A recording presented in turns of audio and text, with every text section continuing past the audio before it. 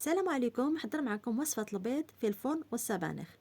نضيفو جوج معالق كبار من زيت جوز الهند، ومن يذوب لينا نضيفو حبة بصل لي زيشالوط مقطعينها مكعبات، ونخلطو الكل ونخليوهم مدة 2 دقائق.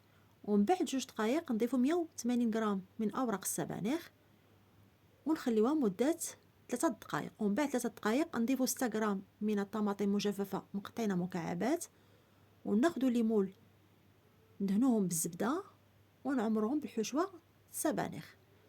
وكل مول نضيفوا ليه بيضة بلدية، البزار، الملحة، توابل إيطالية، ونسخنو الفران قبل وندخلو ليمون يطيبوا. مي يطيبوا لنا نخرجوهم ونضيفوا جبن الماعز مبشور ونقدموهم بالصحة والراحة.